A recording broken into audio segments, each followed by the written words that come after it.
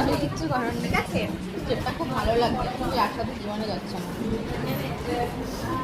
এবার এবার আমি একজনকে দেখাই যে এখনো রেডি হয় নাই ভূত আজকে। সরাচ্ছিস কেন, ভিজবে না?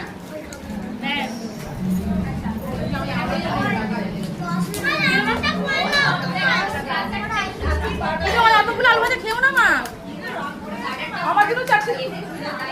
দিশা, ও আচ্ছা, দিশা সোহম চ্যাটিং বন্ধ। আরে গানই পাঠাচ্ছি।